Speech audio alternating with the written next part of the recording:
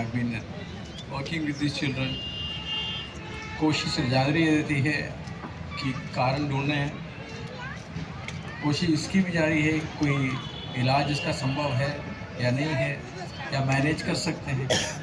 और आजकल की गिरनों में अपन को देखा जा रहा है कि अब उम्मीदें हमारी बढ़ती जा रही हैं और इसलिए हम लोग चाहते हैं,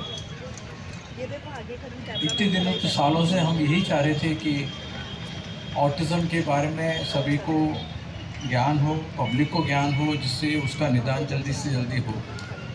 क्योंकि जल्दी और पूर्ण रूप में 18 महीने में 2 साल के अंदर यदि उसका निदान होता है, उन बच्चों के साथ हम जब वर्क करते हैं तो बच्चों में ज़रूरी ही एक तरह का इम्प्रूवमेंट नज़र आता है और उसको हम काफ़ी हद तक एक सक्षम बना सकते हैं। इसलिए अब से हमारा सोच थोड़ा चेंज हो गया है।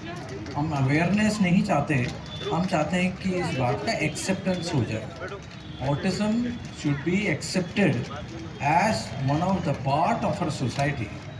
They are children who are going to be with us in the society, and if trained properly, यदि सीख टाइम में उनका निदान होके उनको दिशा निर्देश देते हैं तो they can be very productive individuals and they can contribute to society effectively.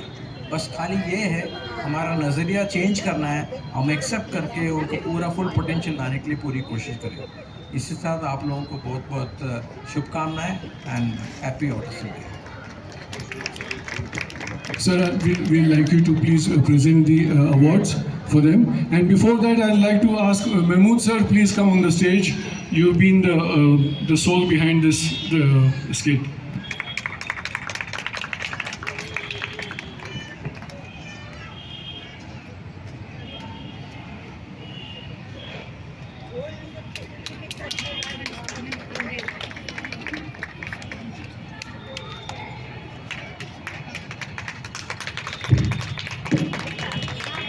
Can you please give a loud cheer for our participants? Because look at them, they have painted faces. This is a typical feature of the mime. Mahmood sir here has worked very hard with these students. All of our students are on the autism spectrum. Coming here and doing this is huge. तो Mahmood sir आप अगर कुछ बताएं हमारे बच्चों का ये preparation, तो it will be great. Autism के साथ काम करना, जितना हम ये सोचते हैं कि इनके साथ हम काम नहीं कर पाएंगे, जबकि ये उतना ही इजी है। बस फ़र्क इतना है कि हमें उनको समझना होगा। हम जनरली क्या करते हैं कि हम अपनी बात उनको समझाने की कोशिश करते हैं और अपने थॉट्स उनके ऊपर लादने की कोशिश करते हैं, तो वो हमसे दूर हो जाते हैं। अगर इनके साथ काम करना है तो इनको समझना होगा, इनकी फीलिंग्स, इनके थॉट्स इनको समझना होगा और इनके अकॉर्डिंग इनके साथ काम करेंगे तो बहुत इजी हो जाएगा और बहुत आसान तरीके से हमारी बात समझ सकेंगे। तो पिछले कई दिनों से हम लोग इनके साथ काम कर रहे हैं, बहुत मज़ा आ रहा है। मैंने इनसे बहुत कुछ सीखा, बहुत कुछ जाना कि पेशेंस क्या होता है, रिपीटेशंस क्या होते हैं, बार बार करने से कैसे, प्रैक्टिस करने से चीज़ें क्लियर होती हैं।